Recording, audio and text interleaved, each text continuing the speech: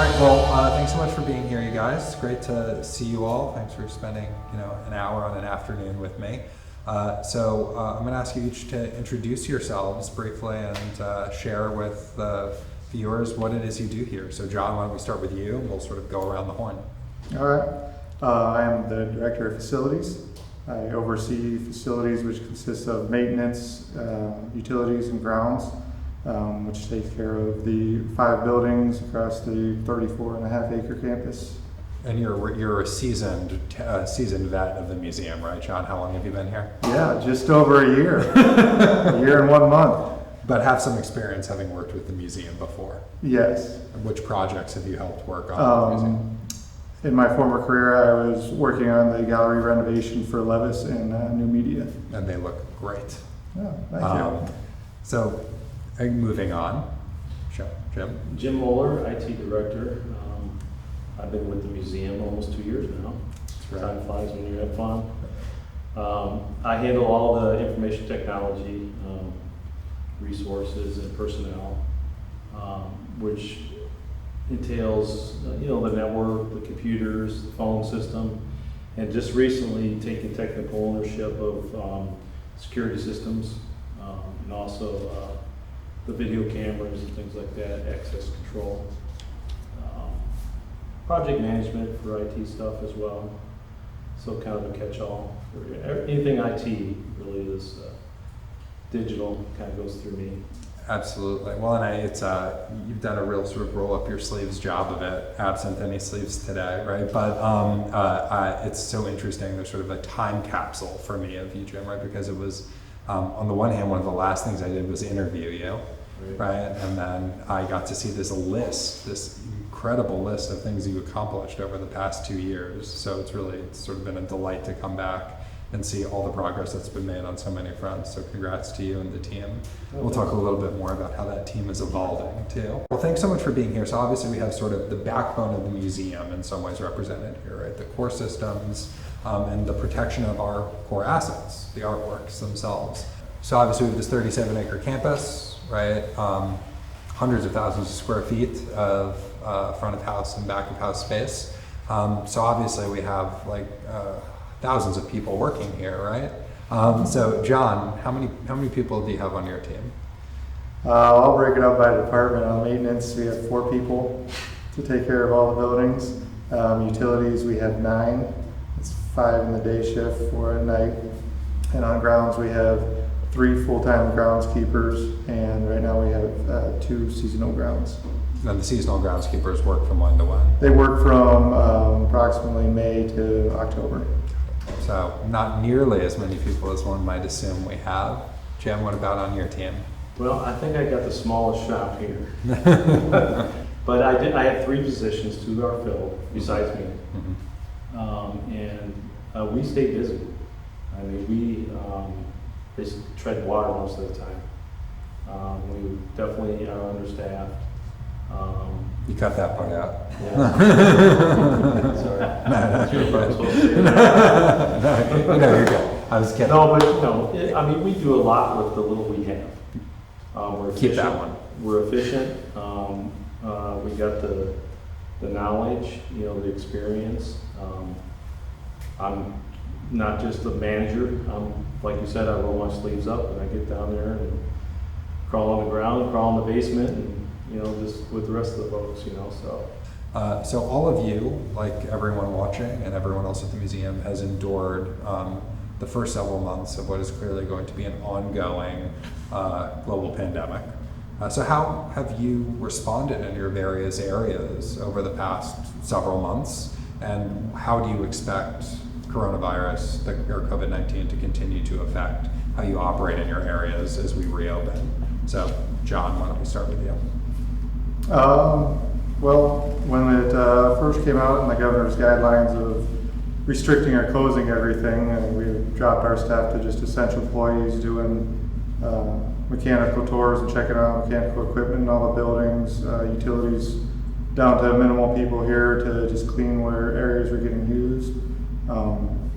The grounds were here full time to, since they're out in the open air, be able to mulch and start cutting grass and take care of the campus. And as we move towards reopening, it's been an awful lot of work for your team in reorienting office spaces. So why don't you tell everyone a little bit about the work that your team has had to do in the building over the past few weeks in order to prepare us to be ready to open?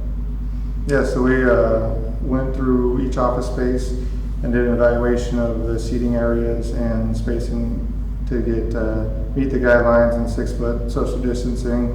Many of our offices were set up to more group collaborate, so there was a lot that we had to do in moving desks to opposite ends of the room, moving some desks completely out of the room into classrooms that are not being used currently. Also setting up different sanitation stations and providing much more cleaning products to help the department and staff. And help our utilities. talk a little bit about sourcing that material because it's in such high demand now. So were there any sort of interesting stories about finding enough hand sanitizer? Well, Lisa Keys and I started looking as soon as this came to fruition, or things actually shut down. We started trying to buy as much as we can. We have 3 or 4 suppliers, 2 main ones, but 3 or 4 that we do get things from, and we started buying ahead of time. So as the staff went down, we were able to maintain that stock of everything.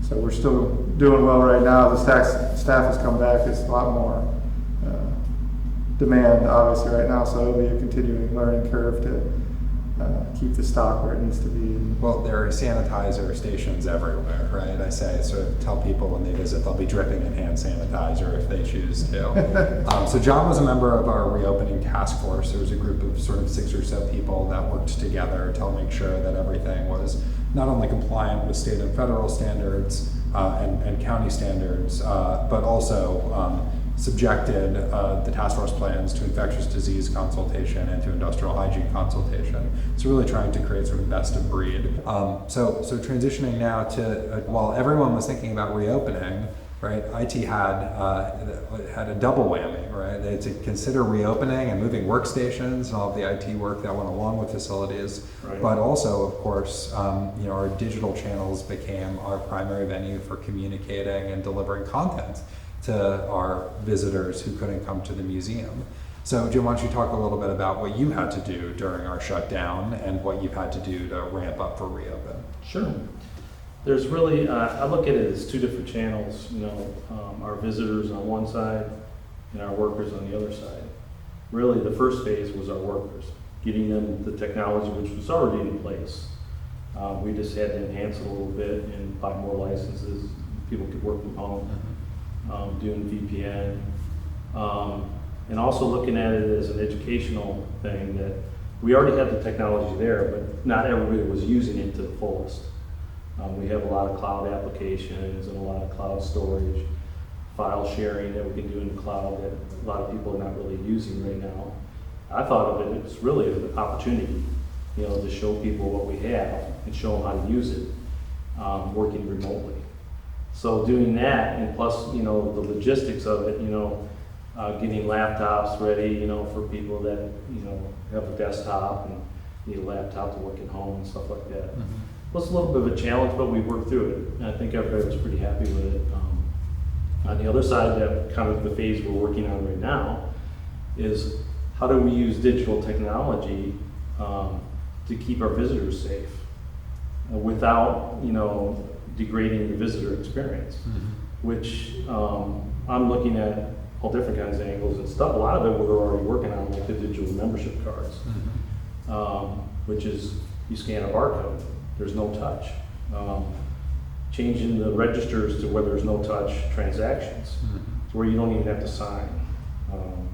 And I think with the technology that's out there that we already put in place just recently, matter of fact, chip readers and stuff like that for credit cards, you don't need a digital signature anymore.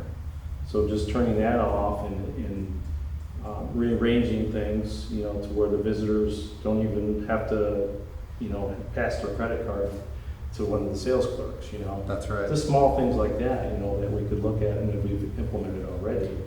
to keep the visitors safe. So a follow-up question on each of those, one on workers, employees, and one on visitors. So on the employee side of things, and we won't mention any names, there are some people who have adapted to this new reality who I bet we never thought would ever be working from home. Right. So the necessity of this moment took all of the change management out of it, right? Just people kind of had no choice but to get their arms around working from home. Do you think that's going to be sticky for the museum? In your 2 years here, you've gotten to know the museum a bit, you know our culture. Do you think that there would be demand among our team to continue to have the flex to work from home?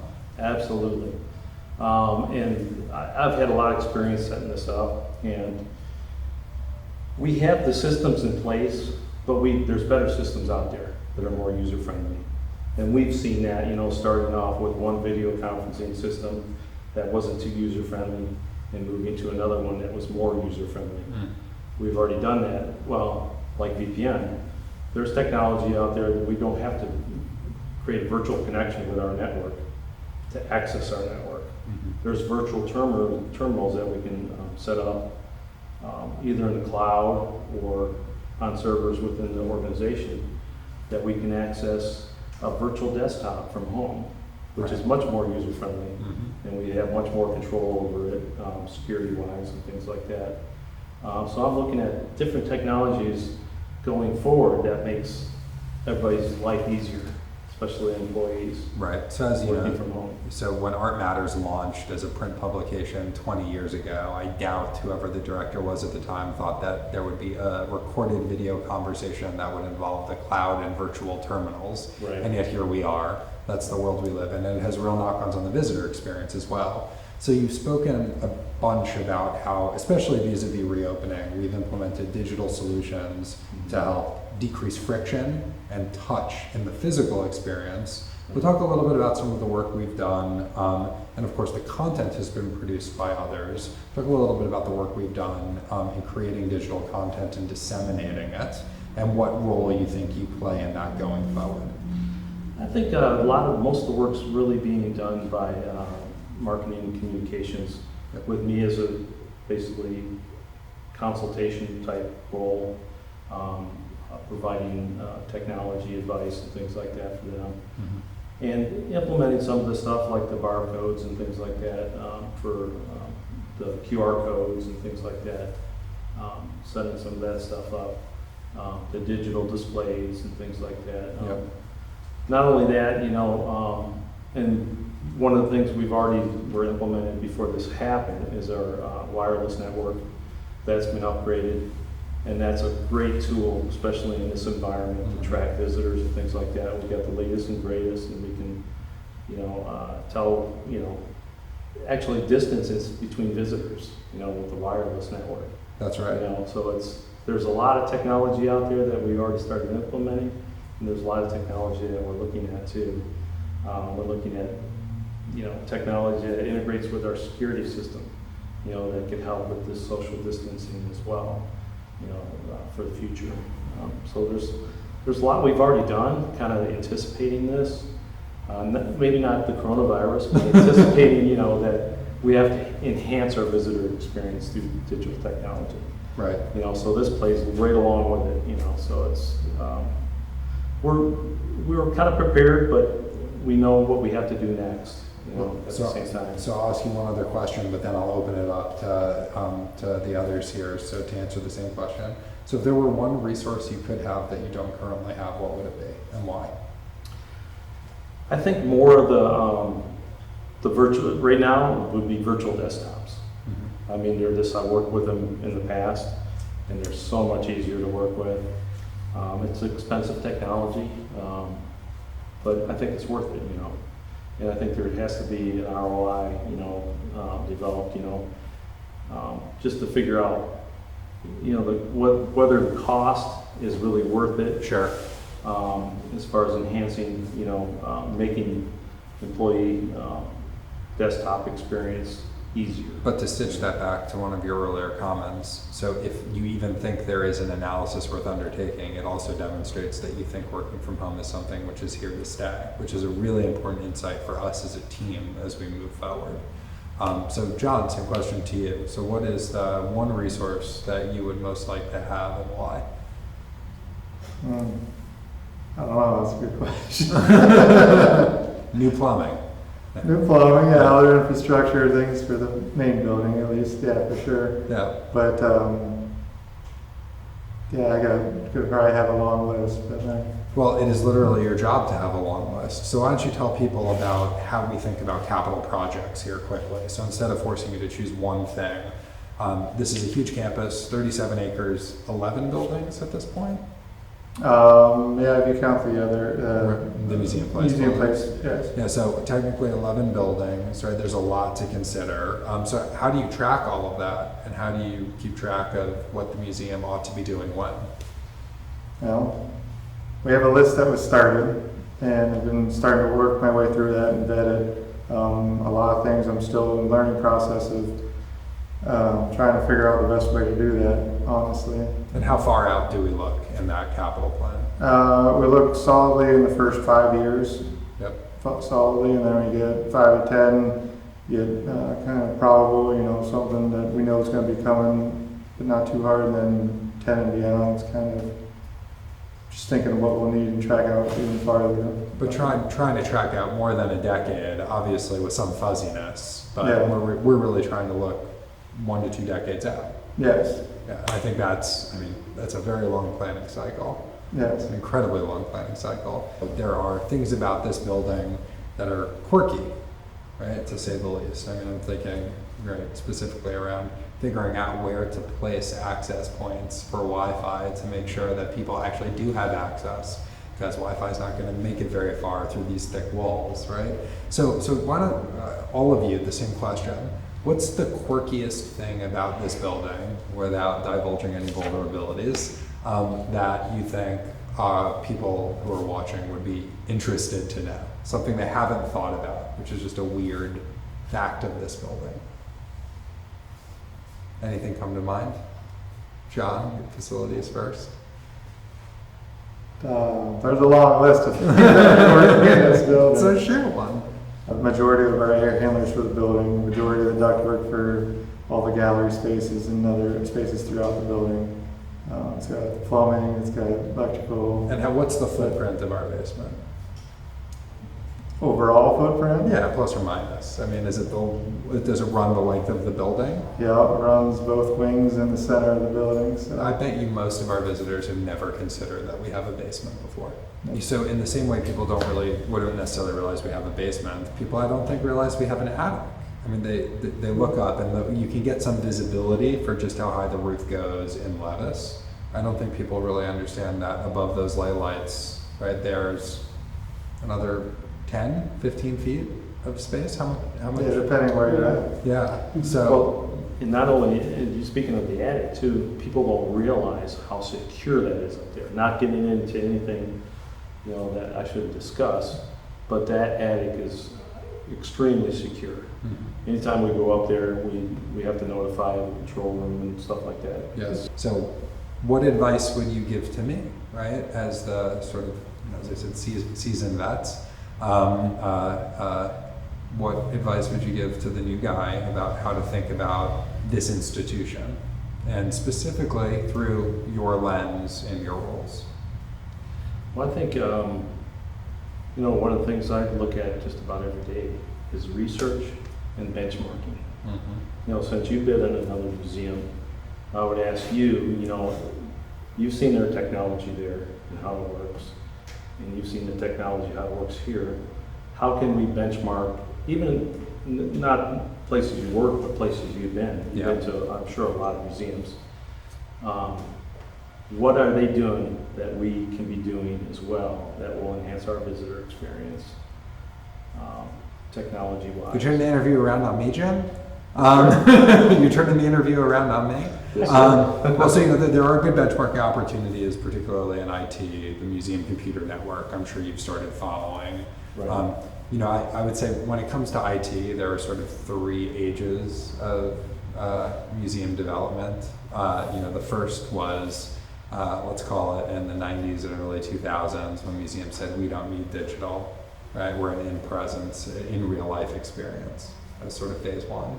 Then phase two, right, I think really with the iPhone, but sort of with sort of wider spread adoption of social media as well, was what I call the, oh crap, we really do need digital, let's sprint to catch up. And I think the Toledo Museum of Art has always been distinguished by a judicious approach. So in some ways we've lagged, but that's actually good. We get to learn the lessons of other places. Right. So where we are, I think, is we shouldn't benchmark, and we had this discussion as a management team recently, we don't need to benchmark institutions in functional areas, we need to benchmark processes, right? So what matters for us is where are we going strategically? How does IT support that? And then let's go look for our benchmark case studies. And I think we have some interesting choices to make about how much digital we want to put in the museum, how much we want to build digital around the museum experience. And those are things we'll sort out over the next few months. But yeah, I mean, I'm looking to you all to also help provide insights about where you would like us to go. But that'll all sort itself out on the wash. John, what about you? What advice would you have for me? No, I was gonna also say listening to people and understanding. I've learned a lot in the last year, just talking to different people. Some been here 20 plus years, some of them have been here a year, but just their different experiences they had or insights to different things of how things operate here.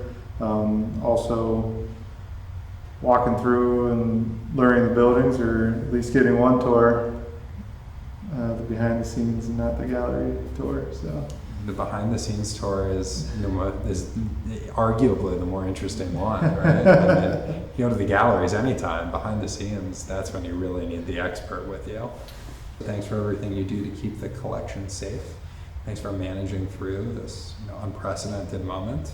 And it's exciting to be welcoming visitors back. Thanks in large part to all of your efforts. So thanks.